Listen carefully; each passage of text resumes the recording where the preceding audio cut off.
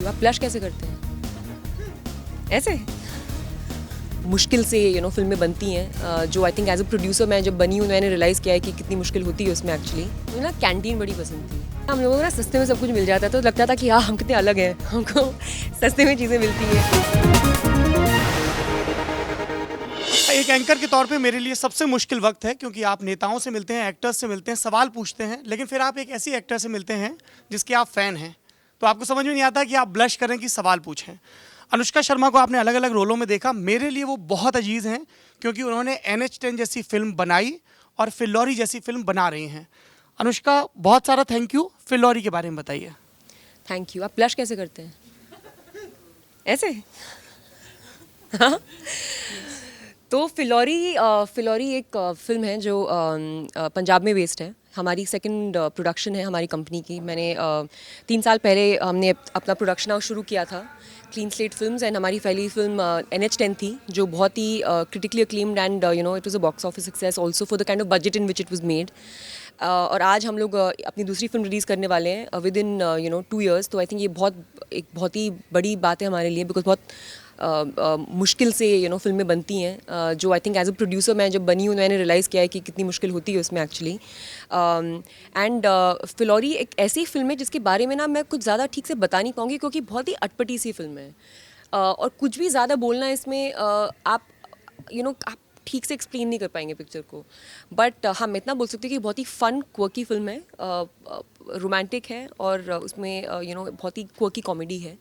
NH10 से बहुत अलग है, लेकिन अगेन एक कंटेंट ड्रिवन फिल्म है। स्क्रिप्ट सॉलिड है, स्टोरी बहुत अलग है। एंड दिलजीत दोसांझ होंगे उस फिल्म में जो वो बहुत बड़े पंजाबी सुपरस्टार हैं। एंड सूरज शर्मा जिन्होंने लाइफ ऑफ पाई करी थी, एंग्ली की फिल्म जो फॉरेन फिल्म है, उसमें वो भी होंगे। तो एक एक्साइटिंग समय है हमारे लिए। मार्च में पिक्चर रिलीज़ होती है 24 को, तो आप तो ज़रूर जाएंगे क्योंकि आप NH10 के बाद फ़ैन बन गए हैं। तो आप ब्लश करते करते जाइएगा, प्लीज़ अपने पूरे परिवार को लेके जाइएगा, दोस्तों को, किसी को मत छोड़ना। बिल्कुल नहीं छोड़ूंगा। एक आखिरी सवाल, आपके पास वक्त कम है फिलहाल। फौजी बच्चे अलग होते हैं, वो एक अलग ही मेटल के बने होते हैं। कैंट में पले बड़े, कभी आवा वाली पार्टीज देख रहे हैं, कभी डैड जा रहे हैं आ रहे हैं। कोई कैंट का experience which really made you कि यार ये तो बॉस करना ही, जैसे you were mentioning in the interview कि मैं बाथरूम में खड़े होकर अपने आप का इंटरव्यू लेती थी। कोई फौजी एक्सपीरियंस? मुझे ना कैंटीन बड़ी पसंद थी कि ना हम लोगों को ना सस्ते में सब कुछ मिल जाता है तो लगता था कि हाँ हम कितने अलग हैं, हमको सस्ते में चीज़ें मिलती हैं। एक हम लोग शॉपिंग वॉपिंग तो करनी मतलब बाद में शुरू करिए बाहर जाके शॉपिंग करना। जब मैं मुंबई शिफ्ट हुई थी उसके पहले तो सब कुछ हमारा उसी कैंटोनमेंट में हो जाता था। हमारा हॉस्पिटल भी वहीं पे था, हमारे स्कूल भी उधर ही थे, हमारा शॉपिंग जो हमारी कैंटीन थी वो भी वहीं पे थी। तो एक दुनिया है एक विद इन अ कैंटोनमेंट जिसमें हम लोग बड़े हुए हैं। एंड जो सबसे खास बात जो मुझे लगती है एक आर्मी बैकग्राउंड कि जो बच्चे होते हैं जो आप बोल रहे हो कि कॉन्फिडेंट होते हैं, एंड आई थिंक वो इसलिए होते हैं क्योंकि स्पेशली गर्ल्स हमें ना किसी भी ऐसे थॉट्स के साथ नहीं हमको बड़ा किया जाता है कि तुम लड़की हो और ये लड़का है, तुम इन्फीरियर हो या तुम बच के रहना। ये ऐसी कोई मतलब मैंने तो अपनी लाइफ में आज तक ये चीज़ें कभी सुनी नहीं थी। एकदम बहुत ही इक्वालिटी के साथ बड़ा किया जाता है and I think that is why हमारा मे बी लाइफ को देखने का नज़रिया अलग होता है। एक यूनिफॉर्मिटी होती है, नॉट जस्ट हमारे फादर्स की यूनिफॉर्म में, बट हम जिस तरह से बड़े होते हैं, हम जिस तरह से जिन घरों में रहते हैं, सारे बच्चों के घर एग्जैक्टली एक जैसे होते हैं। तो कोई सोशल जिसे बोलते हैं ना एक स्टेटस का डिफरेंस नहीं होता है।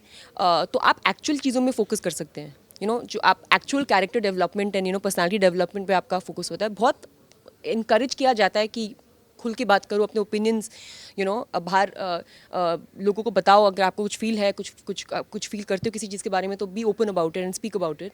And that is the background that you grow up in. So you grow up quite fearless and ready to take on any situation in life. Anushka Sharma अपने पारिवारिक बैकग्राउंड की तरह बेखौफ जिस फौजी परवरिश का वो जिक्र कर रही थी, और उनकी ये निडरता उनकी फिल्मों के सिलेक्शन में भी दिखती है, और ख़ास तौर पर I will repeat the same point, उनके जो प्रोडक्शन हाउस से फिल्में आ रही हैं उसमें। All the very best, thank you so much. You are actually a very Lallantop actor and that's why the editor is your fan. Thank you so much.